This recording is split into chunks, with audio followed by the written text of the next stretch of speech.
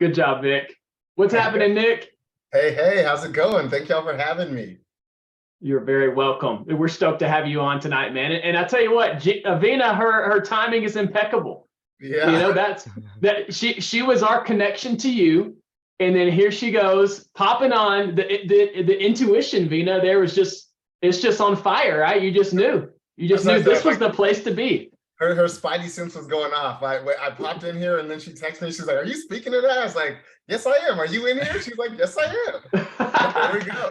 I love that, man. I love when that happens. And we're stoked to have you, Nick, man. And we're going to launch into some amazing things, but we're super happy that you could be here with us tonight. Help us all get activated. Our community can meet you, get to know you a little bit better, and to understand, who you are on a personal and professional level, and see if we can create a lot of win-wins down the road. But first, we always like to start off with, who is Nic the Lawyer before he was the lawyer? Nic the Lawyer before the lawyer was Nick, probably I'd say Nick the curious person. That's something about me, always been very, very curious. And so being a lawyer, being an entrepreneur, being curious helps me excel in that in many ways. Yeah. I love that. Nick, where are you from originally? So what was your kind of upbringing like, and how in the world did real estate and law and all that kind of come into your thought process, and how you headed down this path?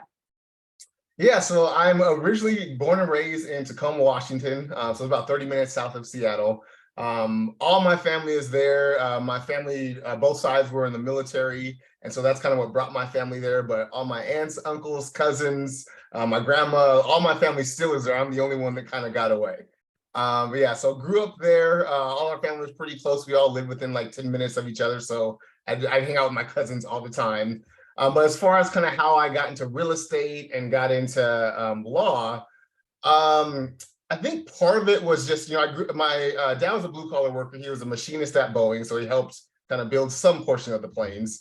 But we were not wealthy by any means. And there were times as well that we struggled. And one thing that always stuck out to me is that my dad would always say, don't work for anybody else. Don't work for anybody else.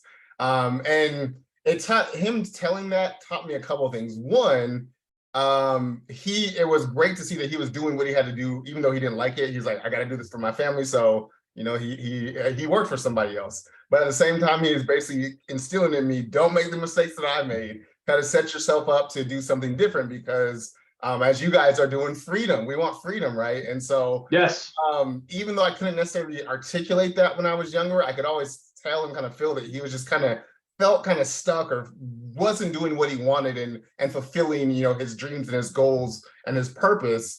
And so that was something that was just always in the back of my mind, that someday, at some point, somehow, didn't really know how, but I was going to be working for myself. So that I didn't, one, so that I could provide for my family like my dad did, but also so that I wasn't in that kind of stuck place doing something that I have to do and to take care of my responsibilities, versus doing something that I want to do and I love, that's going to help me take care of my responsibilities. I love that. So what was the real kind of, when you were, let's say, junior high school-ish age, what was the real kind of turning point where you kind of set your compass in a serious way that kind of, set your trajectory to get you where you are right now? Yeah, so I was always a pretty good student. And actually, it's weird, and moving forward a little bit, in college is when I actually had to learn how to learn. And when I was younger, elementary school through junior high, I was able to just kind of pick things up and, got pretty good grades. I didn't have straight A's, and I could have if I tried. I was just like, oh, I get this stuff. I know what I need to know. And if I get a B+, that's fine. So I always did decent in school and could kind of pick things up. And the first kind of thought about law school came from, or being a lawyer in general, there was a show, I think I was in like 8th or 9th grade, and there's a show called The Practice. It would come on Sunday nights, and it's about like a small law firm. They're mainly did criminal law. But I loved that show. And my dad was like, if you want to be a lawyer, you can be one. And again, I always did pretty well in school, but I never thought I was like one of those like super smart people. And so when he said that, he's like, or I was like, yeah, no, that's for like smart people. Like now, years later, I've learned being a lawyer is not necessarily for smart people. I know lots of non-smart ones, but nonetheless, make sure we steer clear from those, Nic. Make sure we stay away from those. But at the time, I was like, oh, that's for smart people. And my dad, this is another thing that like really stuck with me. And it's the cliche, you can be whatever you want. But he was like, no, if you want to do that, you can do that. It's going to be hard. You might have to work for it. But if it's something that you want to do, then you can get there and you can do that, whether it's for smart people or not. And so that's kind of where just the first bug of law kind of got into my mind. For the real estate side, I just always loved looking at buildings, architecture. Didn't want to necessarily be an architect, but I just was like, especially when we go downtown and you see the skyscraper, I'd be like, wow. And I just had it in my mind, one day, like maybe I'd want to have my name on one of those buildings or something like that. Yes. Just kind of just out there. I was just like, that's cool. You get like a big sign and all that sort of stuff. And so that's kind of where the real estate wheels sort of started turning. Again, had no idea that, oftentimes that's just the biggest leaseholder. It doesn't mean you necessarily own it or anything like that. But nonetheless, seeing that it's something you can see, it's big. And so that kind of got me excited about the real estate space. And that started when I was like very young. And I didn't really know how it was going to play out, but I just always loved looking at those big buildings. And so as I got older, I was like, oh, I can kind of be involved with working in or owning or acquiring those big buildings. Trevor, that's amazing. Let's raise some money for a big building, a big billboard downtown LA that says, "Just blame Nic." That's right. And then we got to throw his Instagram handle at the bottom, right? I love it. And then you have this awesome picture. I love it. It's like where I think you said it also. We have like the hat, and you're like this. That one, just blame Nic, and then you Nic the lawyer, for all your real estate leads, something like that. I need to hire y'all as my marketing team. I love it. We got our marketing hat on right now, Nic. We're trying to make some major moves in that area. So that wheel is definitely turning in our brain. Nice. That's right.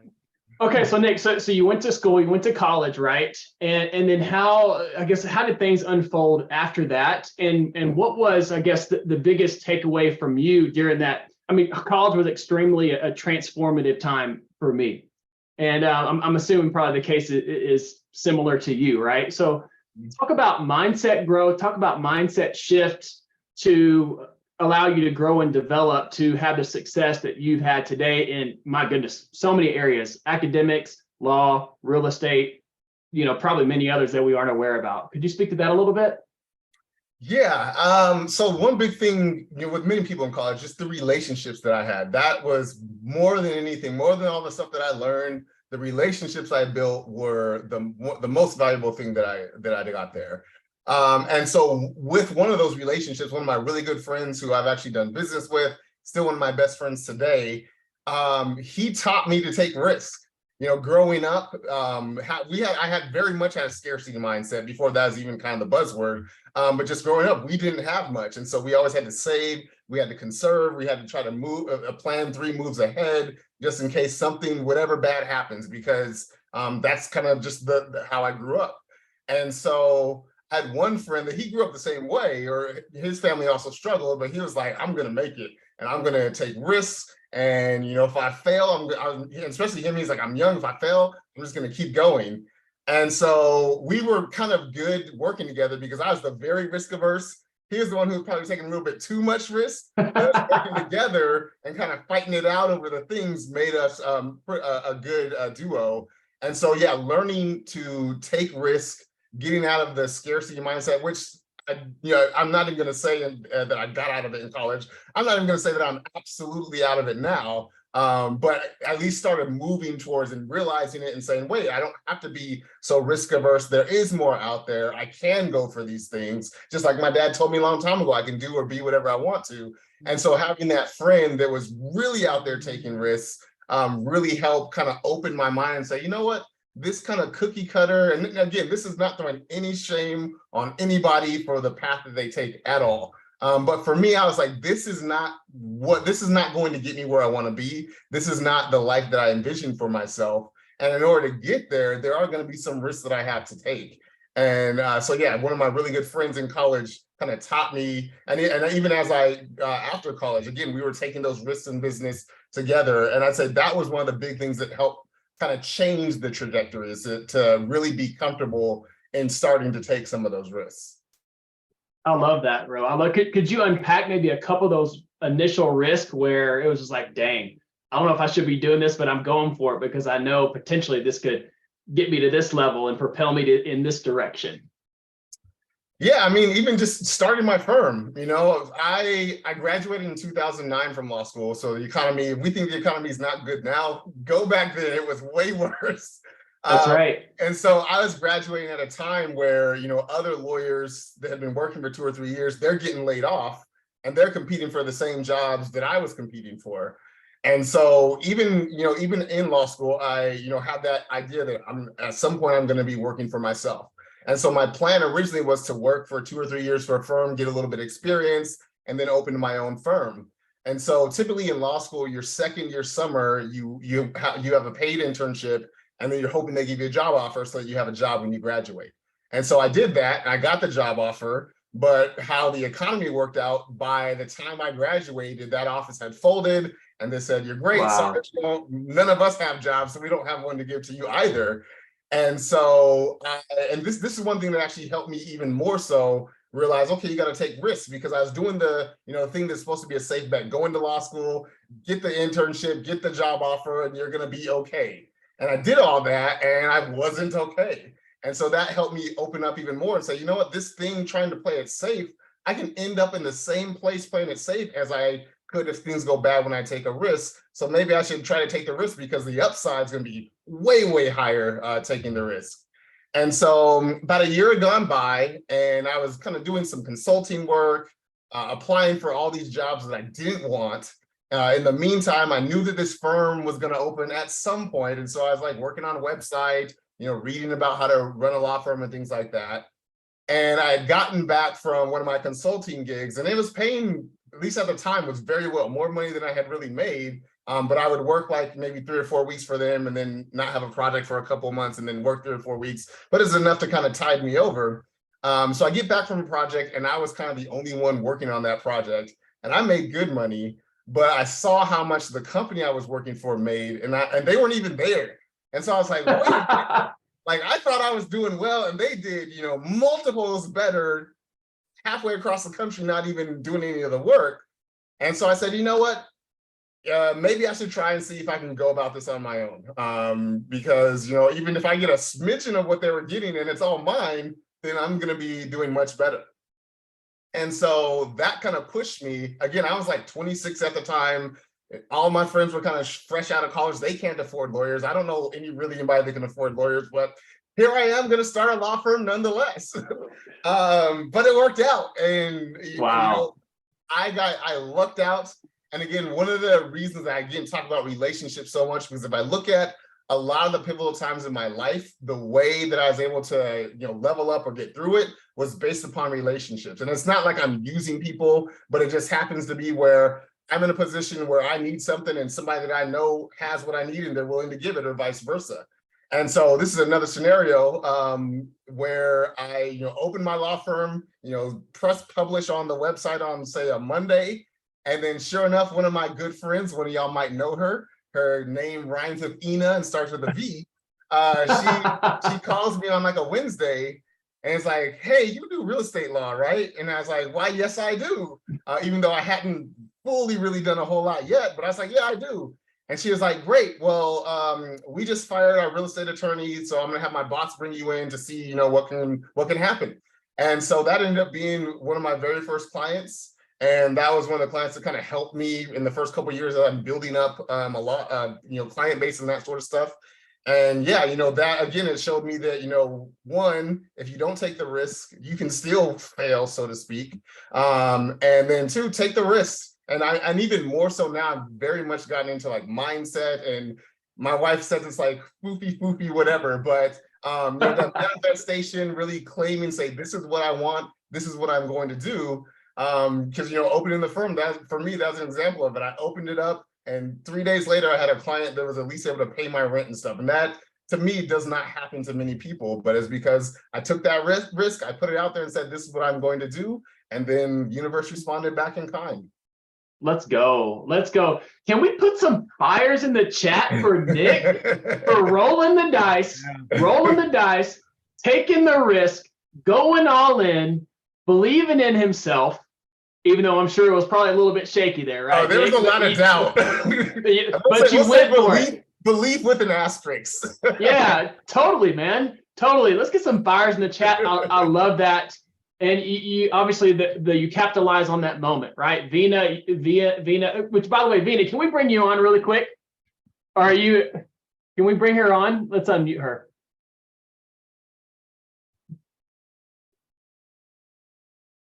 Try this one more time. It's like a role model freedom check. There we go.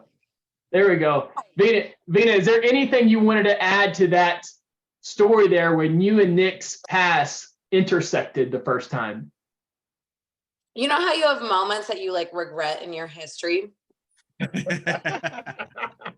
Yeah. No, I do.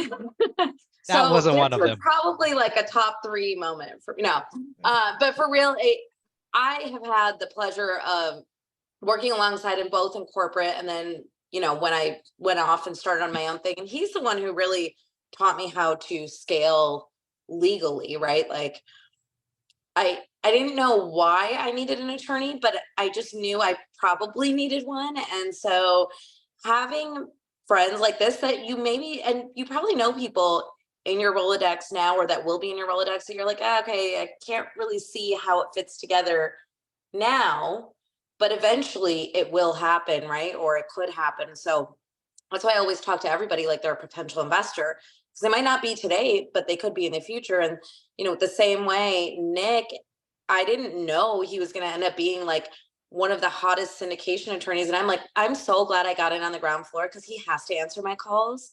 Otherwise, right. like, he's just so busy all the time. And so, but I think like just watching it, and I think we both have kind of gone into like this whole mindset thing kind of around similar times, which has been kind of cool. Because that was like 13 years ago, Nic. That was a long time ago. Yeah. Wow. So, yeah, we've That's known each awesome. other for a minute. But I can Thank you, confirm Veena. he is being truthful. Good. No, Guys, it also showcases you talked 13, 14 years ago, right? How long you guys have been working on this. There's so many people, right, that look at this.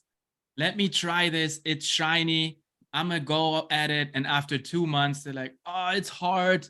Why am I not successful yet? Guys, look, 13, 14 years, right?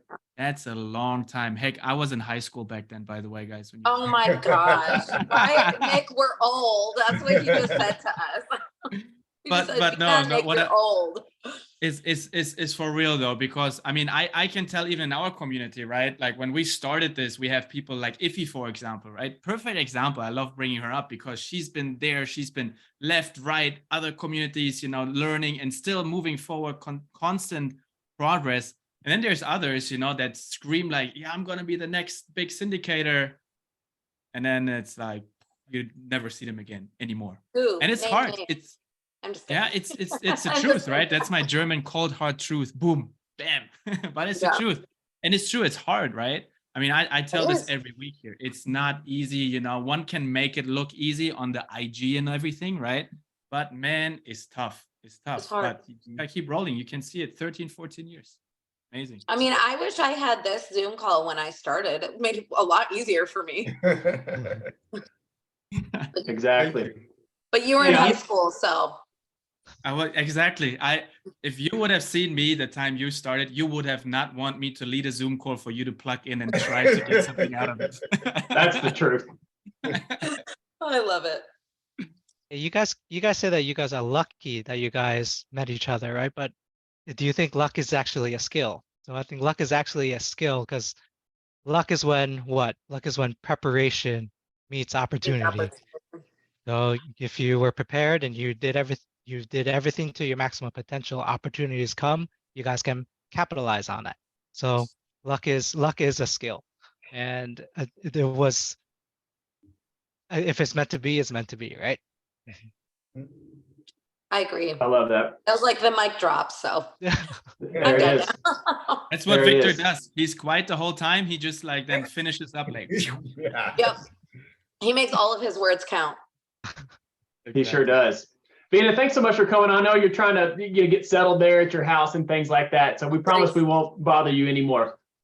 No worries. I'm here to But help. feel free to raise your hand when you object, right? I won't. I'm watching. That's why I'm listening intently. She's not shy at all. We all know that. Very good. Very good. Well, I think just in our few minutes with Nic tonight, not all real estate attorneys are as pleasant as Nic is. If you go to his website, it says relationships first, right? So just to have access to Nic and his team, to have somebody that operates on such a high level and yet is so personable and pleasant to interact with, I think it's probably you're a rare breed out there, Nic. So I would say, again, another reason why we're extremely thankful to have you tonight, and thankful to Veena as well. That was the bridge that connected us and you. I think this is a great segue because now we've got into, you started your firm, all right? And could you just elaborate a little bit, okay, what your firm is, the different services that you can provide that could benefit, people out there that are trying to succeed in the multifamily space? Yeah, so we are a transactional law firm, meaning that we only deal with, documents, agreements, that sort of stuff. We're not in court litigating, fighting, suing people, anything like that. We work in the areas primarily of real estate transactions, so we help with acquisitions. We also do, the bulk of our work is with syndication and exhibit securities. So when you're raising capital to try to get those, to try to acquire that real estate asset, we help you make sure that you raise that lawfully so you can keep the SEC away. Then we also help with just kind of general business, contract drafting, entity formation, that sort of stuff as well. Amazing, amazing. And if somebody wanted to reach out with an inquiry, Nic, obviously they're going to have the opportunity tonight to interact with you live and in person. But moving forward outside of this Zoom, if anybody wanted to reach out to Polymath Legal and explore maybe how they could utilize your services, you and your team services, what would be the best way to do that? Best way is to go to our website, polymathlegal.com, and I saw you drop it in the chat. On there, you'll see our phone number. You can email us directly from the website, and you also can schedule with us directly as well on there. Perfect. Thank you. Thank you. So, with our audience here tonight, I'm assuming probably there's a wide spectrum of experience in real estate. Of course, Veena is probably in the upper echelon, the upper echelon of experience. And then you have folks like the Freedom Boys here that are still pretty green in the game, but we're doing the best that we can. And then everything in between. So what would you say? Well, let's jump into a little bit of kind of real estate legal stuff 101, right? Like, what are some of the things that we need to be thinking about? What are some of the things that it's helpful for syndicators to at least fundamentally start being educated on, so we can just have intelligent conversations and not find ourselves, in any kind of like hitting any potholes along the way? I think a good thing to start, as I see it already in the chat, is what is a syndication?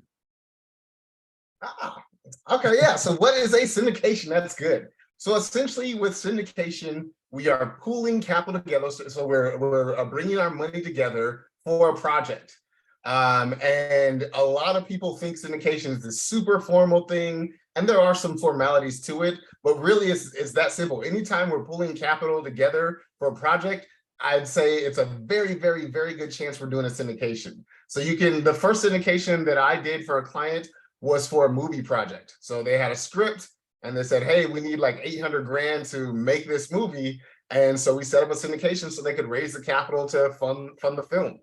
The second syndication that I did was for a winery. It was a family-owned winery, and the family was not super business savvy. So one of the brothers was taking over, and he's like, look, we need some money, otherwise we're all going to lose the whole winery. And so we set up a syndication to where we sold off a portion of the winery, at least the profit interest, so the winery could make renovations and kind of make new offerings. I always say basketball teams are bought through syndication. Really, anything you can think of. If we were trying to raise capital and we're bringing it together, syndication can be the vehicle that we use to do that. So yeah, it's just raising capital as a group, essentially.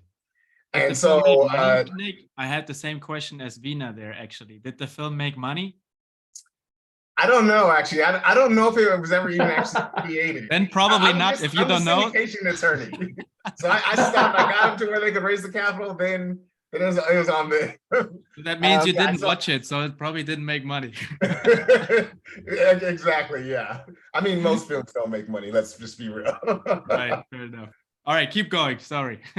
Yeah, so I'd say one of the big things for if we're doing like 101, you want to be concerned about is understanding when you need to have someone like me and when you are falling under the purview of the SEC. And so essentially, I kind of said, you know, if we're pulling capital together, your red flag and your radar should go up. If you have passive investors, your red flag should be going way, way, way up because it's very likely that you're selling a security. A short little test we use is we say if there is an investment of money, Jonathan put it in there, the Howey test, that's exactly it.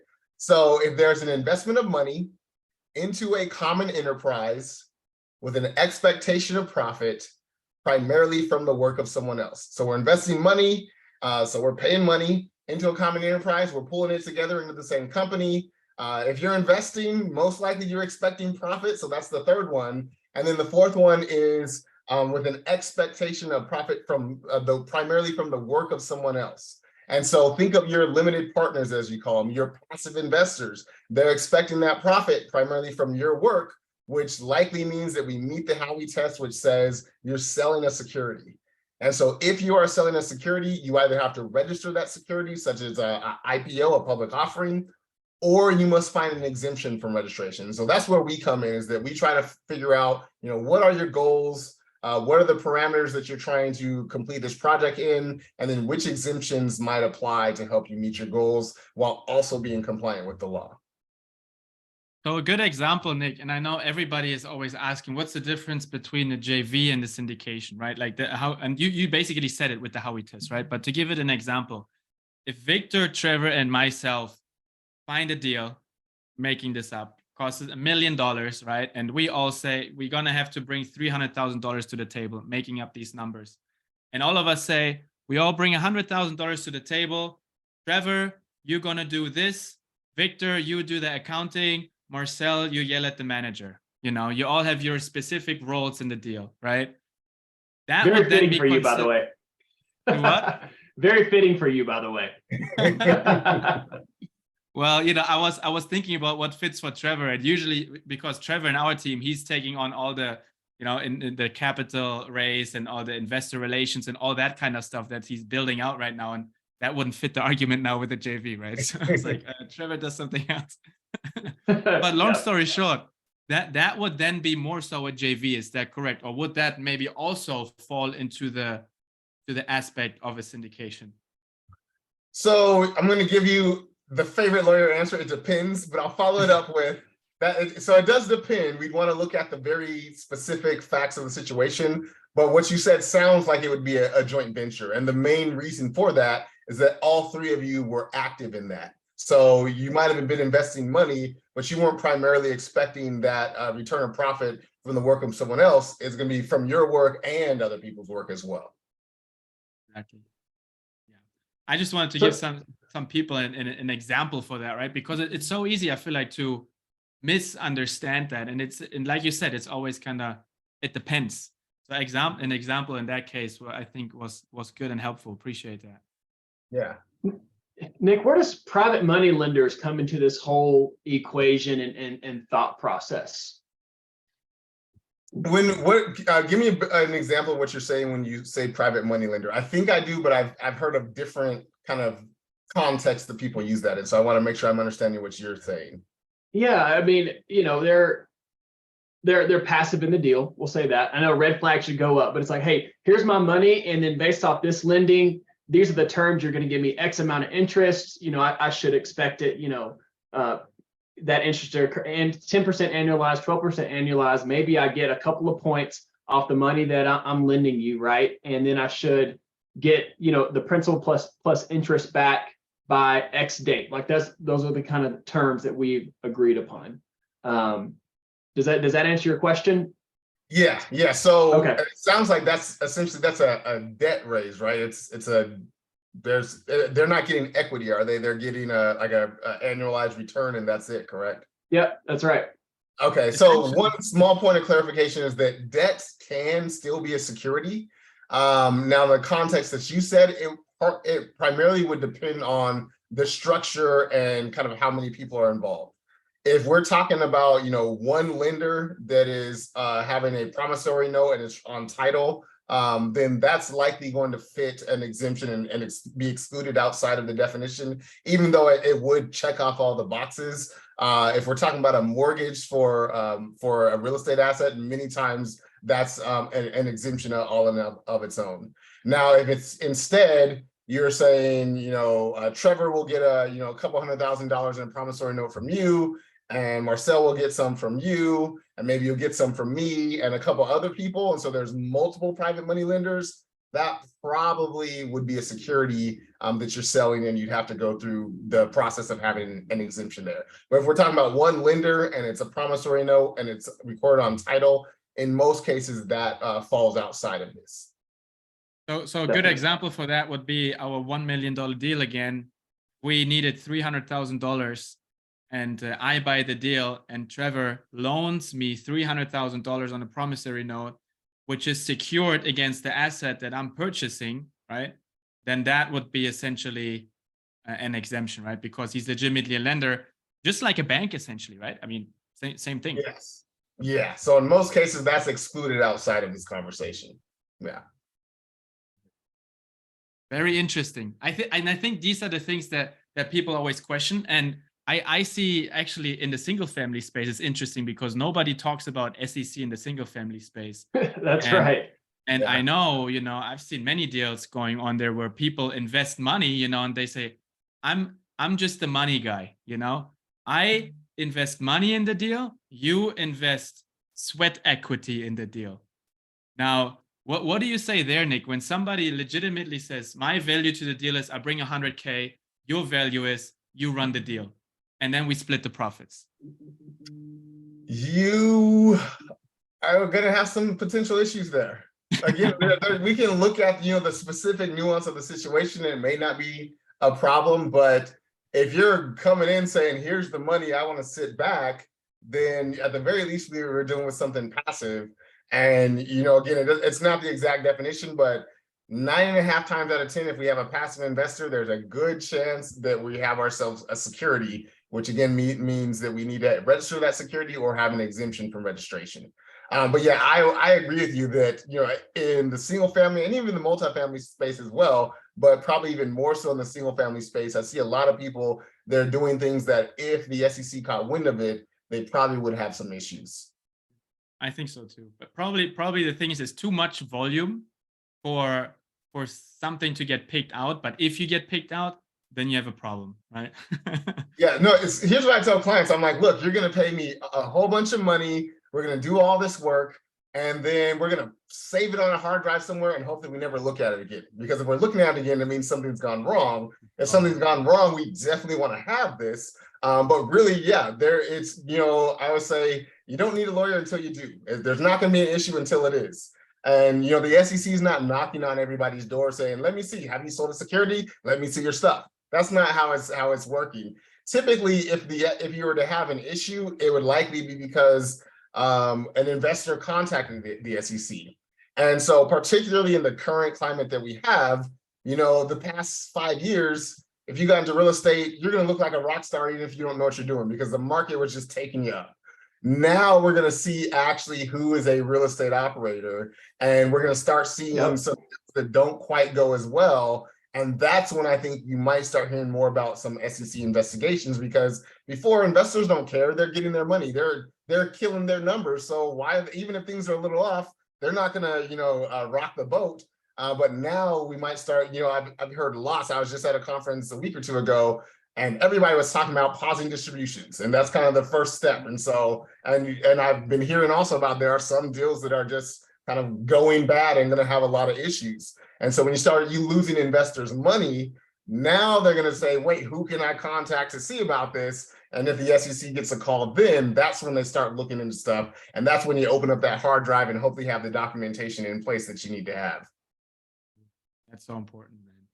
And well, let's think about it this way now, Nic. Let's say everyone here, I hope at least, somewhat understood when they need to, start a syndication, when they need to contact a syndication attorney, such as yours. Now they know, they contact you. What now? What now? So I'd say one of the big things that you want to know, and you don't have to know this before you contact me, but particularly for real estate, one of the exemptions that works really well is Regulation D. And so within that, there's two subparts. And so you want to understand the concept of accredited investor and sophisticated investor.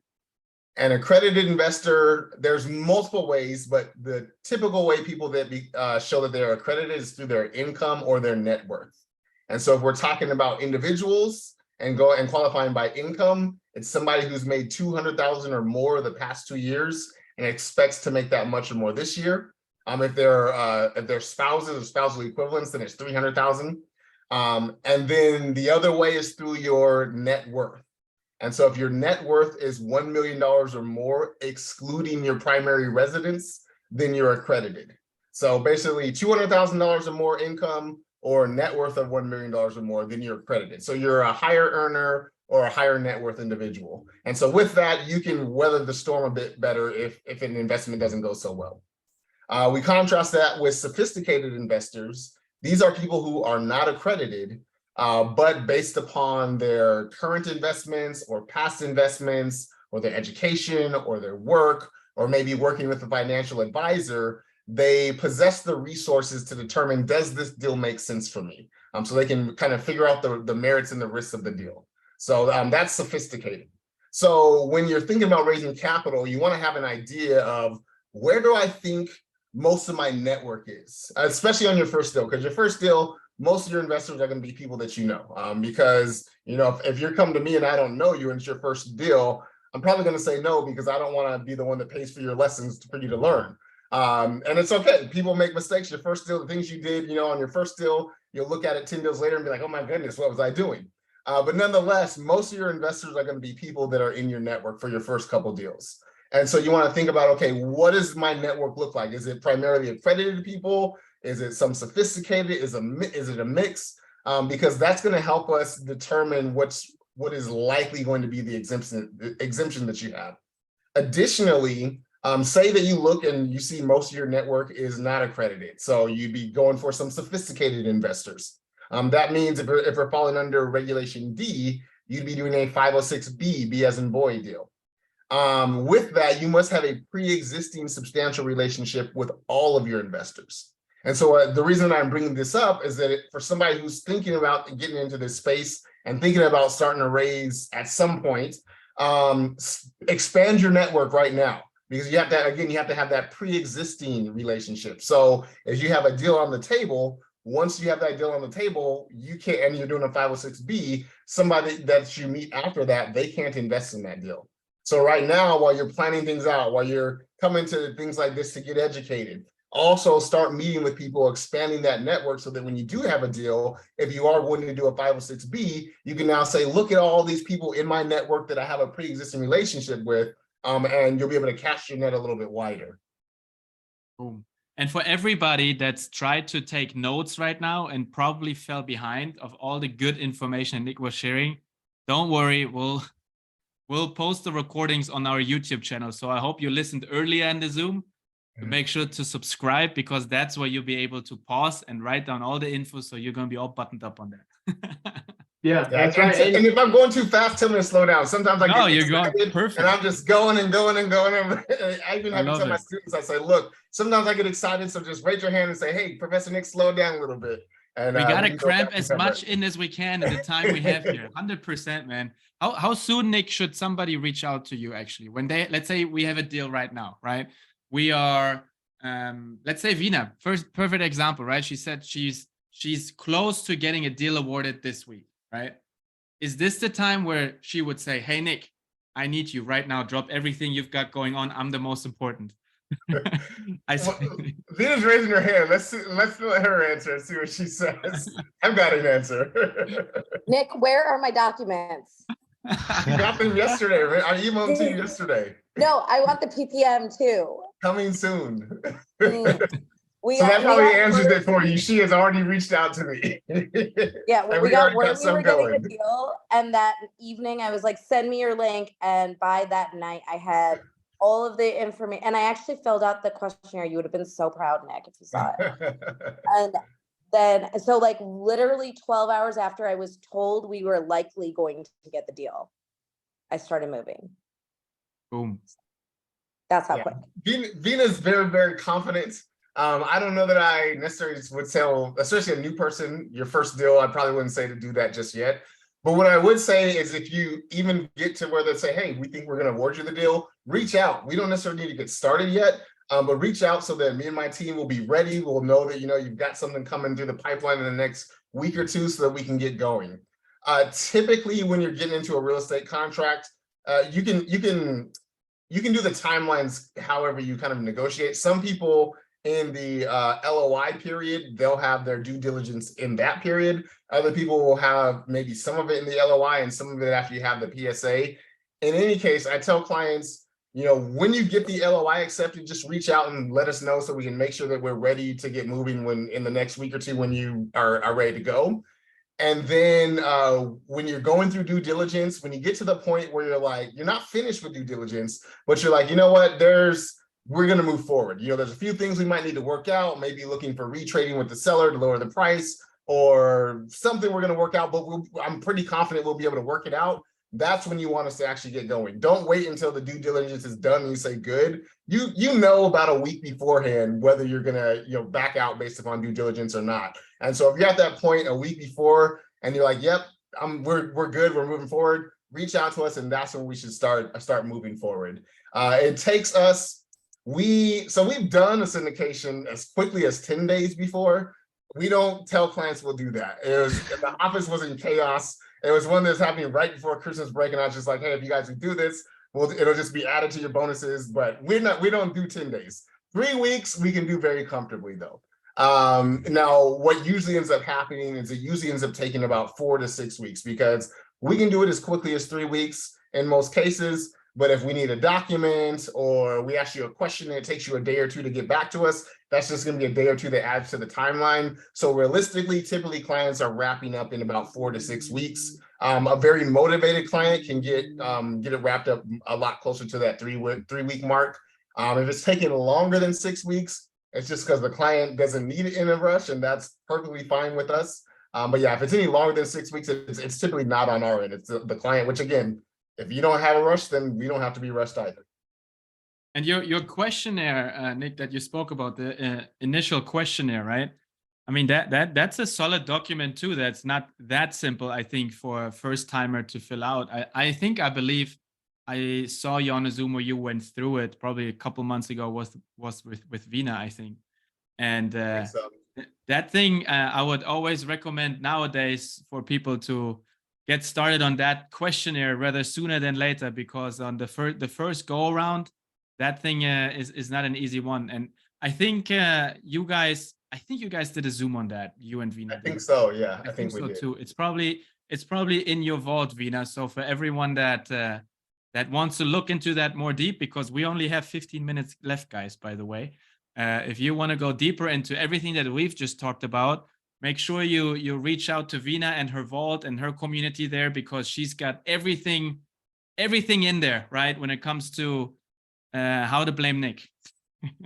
That's right. Actually, that's I'm working on the links. Veena and I have been doing some work in the background right here while y'all been talking shop. So just in a couple of minutes, everybody, all the links to all the good stuff that Nick and Veena are doing as far as sharpening your skill set, getting better educated. I'm telling you, understanding accredited and non-accredited investors, understanding 506B, 506C, all this stuff that is absolutely essential when it comes to executing on a multifamily real estate transaction. You want to know this stone cold. So heads up, everybody, all those links are coming in the next couple of minutes.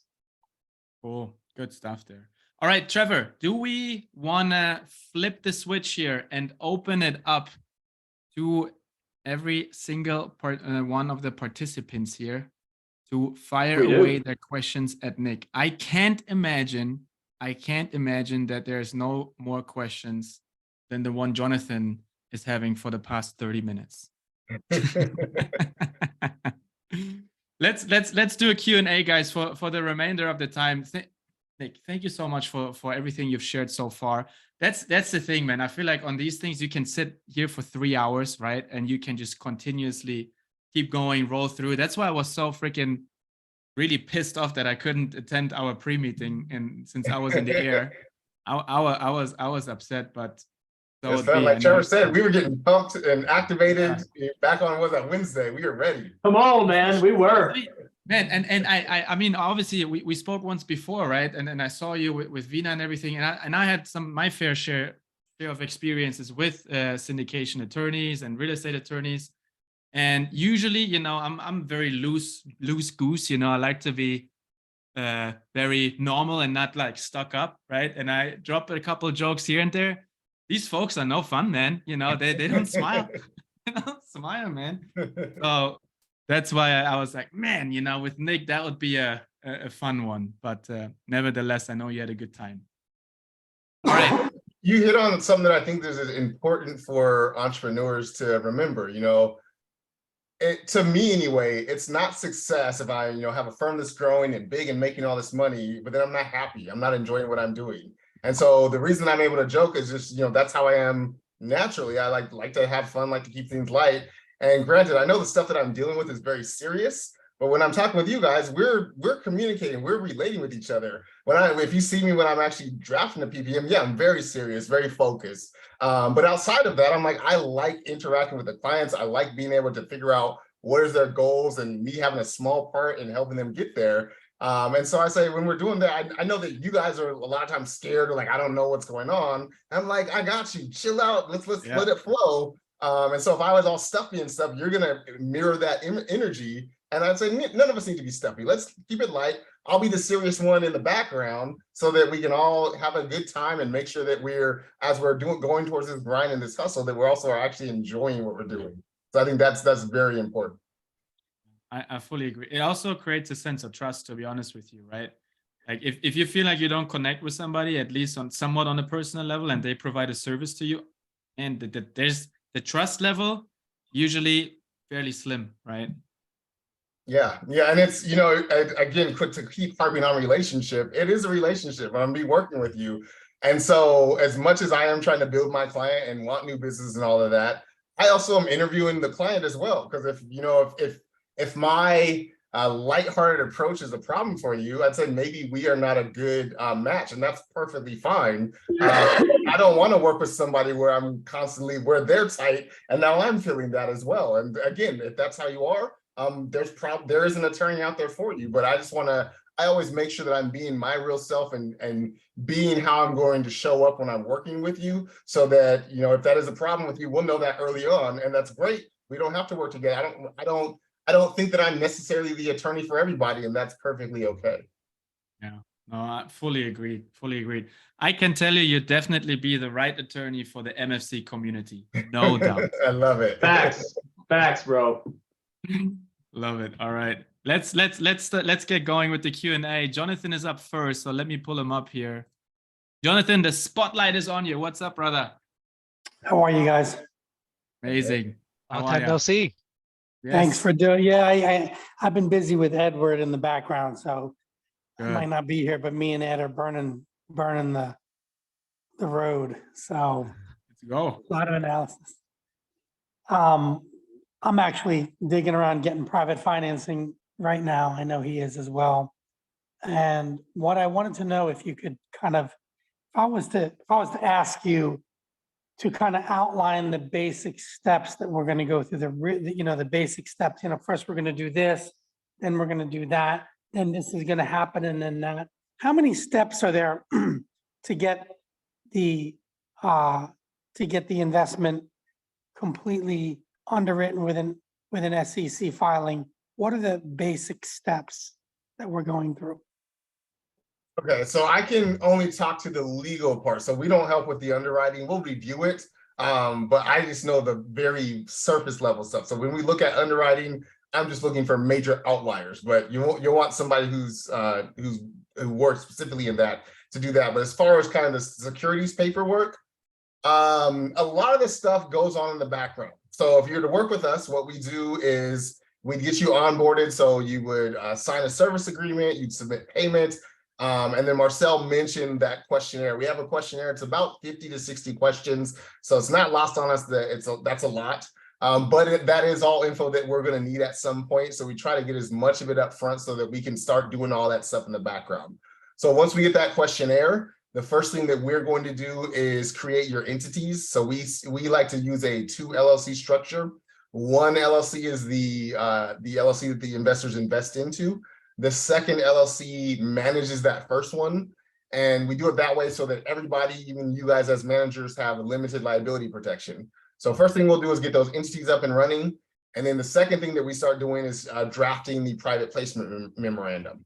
And so my team and I start drafting it. And then once we've got the entities formed, while we're still drafting, we start the process of the SEC filings as well. If you're doing a syndication, there's at least 2 filings that we have to do. And so we start that process while the PPM is being drafted. Then we send that PPM, the draft, to you. And many times we might have some questions, or we might say, hey, we put this here, but you've got options. Let's talk through it. We might highlight certain areas. You're going to read through it. You're probably going to have some questions as well. And so once you reviewed it, then we'll hop on a call or a video chat, and we'll talk through everything. And me and my team will be taking notes. And so then we'll get you another draft. And usually that gets us where we need to be. In the meantime, we have some other SEC filings that are taking place as well. And when we get you that second draft, if you have more questions or edits, then we'll get you an additional draft as well. And then from there, once we have the PPM finalized, you're at the point where you can start taking in capital. And so the PPM documents are pretty long. We give you instructions as to like where you need to sign, where your investors need to sign. And then you have everybody sign, and then they start you start taking in the funds. When you are taking in funds, we also typically we deal with federal securities laws, so we don't have to follow each state's laws. However, there's something called blue sky notice filings, and those must be filed within 15 days of when you receive funds in a given state. So if I get an investor in California on April 1st, I'd have to file that blue sky notice by April 15th. So you've got to do that once per state, but for each state where you have an investor, you have to do that. So that usually takes place kind of on the back end. But that's one thing that you want to be cognizant of, because it can get very expensive. We tell clients estimate that the blue sky notice filings are going to be about $600 per state where you have an investor, but it varies. Most states are between $100 and $500.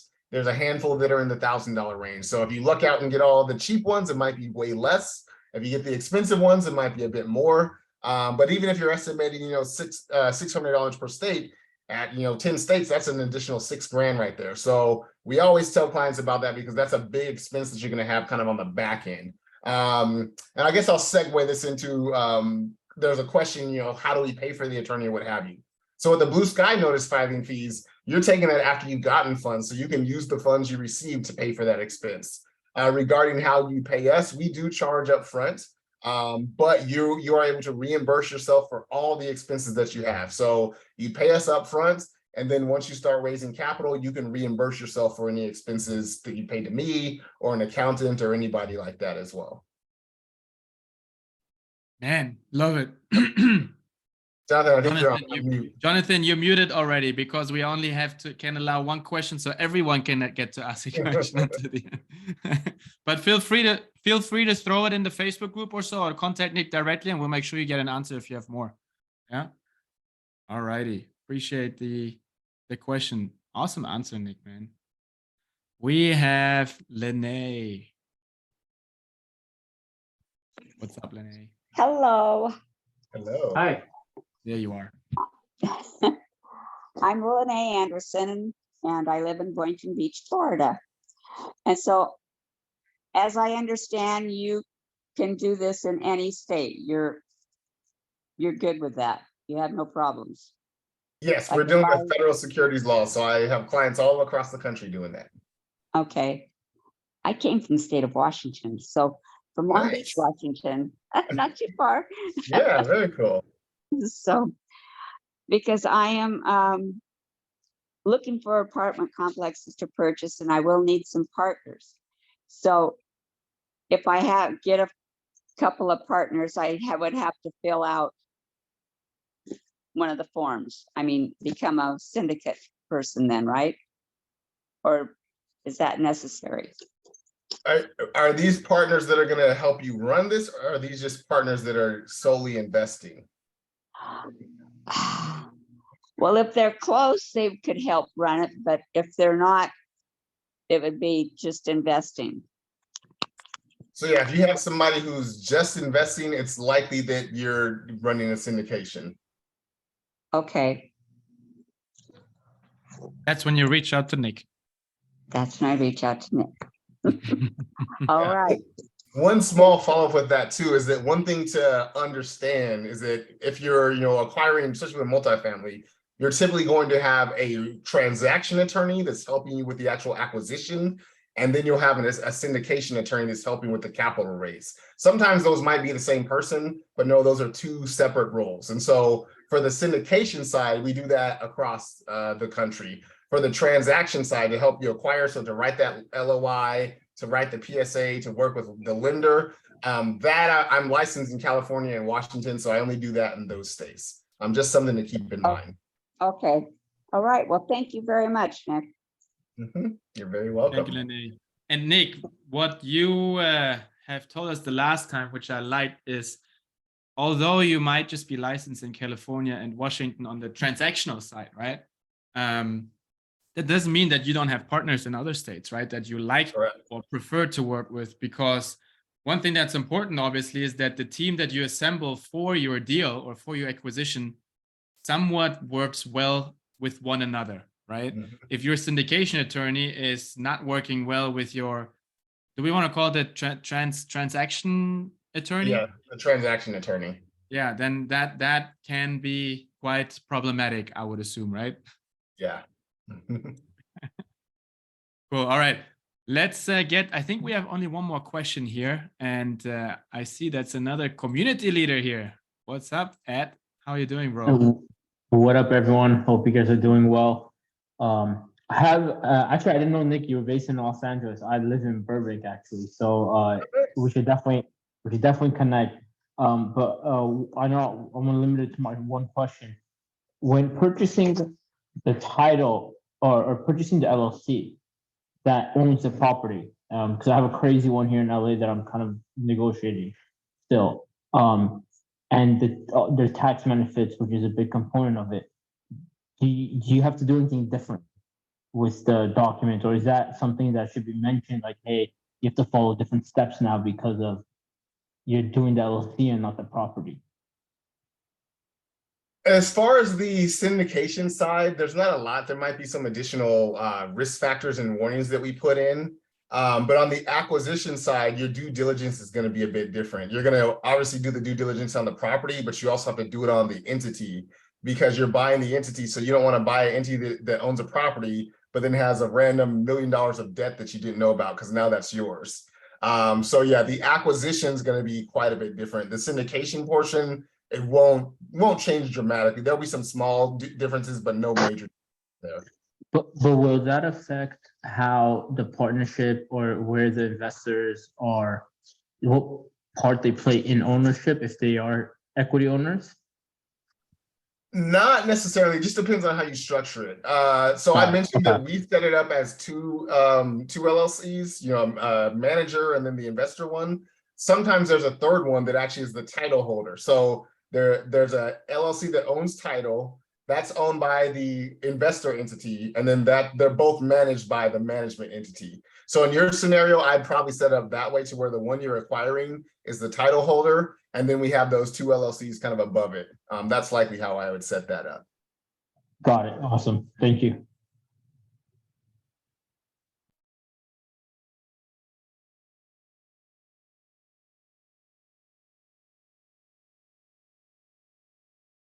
Uh-oh, did my I'll do it. That's It's- Marcel's muted. mic. Oh, okay, I was like, did my audio go out? I was just lip singing. You had us all fooled, man. I was like, what is happening here? My earbuds are tripping. Ah, man. Well, hey, Nic, thanks so much for your time. I think that was the last question. We're 2 minutes past 10 o'clock. I think that's still fair and square to say that we're on time. The next thing we're going to do here is we'll introduce obviously our next celebrity guest for next week. But before we do that, guys, one thing we always do, you know how I roll. We want to make sure we share some love and some attention also to our celebrity guests. And the way we do that is we take our iPhones, right? Everyone has one, or whatever communication device you use for your social media channels. And you take a picture of this right now, and we're all going to be like, yay, let's go. Woohoo, let's go. Yeah. All right. Now you took the picture. Let's go. Nic. Just blame Nic. Always blame Nic. Don't get sued. Don't get screwed. Remember. And what you're going to do with that now, obviously, you go to your favorite social media outlet. Nic has Instagram as well. I think Caleb was throwing his handles in the chat as well. Make sure you throw something in there, post a story, whatever it is. Copy Nic in there or tag him in there. You can tag us as well, and we'll share it, of course, as well. And let's give him some love and some attention. And remember, I shared a secret trick the other day. Was it last week or 2 weeks before? Obviously, you give the person that you tag a lot of attention for your channels, right? But usually people appreciate it so much that they reshare what you've did. And now all of a sudden you are exposed to their network, which likely is a bigger one because after all, they are our celebrity guests. So there is a win-win situation as well, right? So don't forget about it. You still have the chance to take that picture and make something out of it. And let's share some love with Nic here. But with that being said, Nic, thank you so much for your time. Trevor, do you have any last words as well? Man, this was off the charts, Nic. Appreciate you so much, man. Our hour with you went by too fast, and we're looking forward to a lot of collaboration with you down the road and with the Freedom Chasers community, even at large. So thank you so much. Yeah, thank you all for having me. This is an awesome community. So thank you for welcoming me in, and happy to come back anytime you guys want. Yeah, feel free to reach out. I'm at NicTheLawyer on all social media. Also, if you like this, make sure you're plugging in with the Freedom Chasers. Also, Veena has Mastering Multifamily with Veena Jetti, where she does lots of education. And then I also, within that, have Nic's Legal Lessons, where we'll spend like an hour or two kind of diving into one specific topic. So lots of ways to contact, lots of ways to connect. So I'm looking forward to building more relationships with all of you.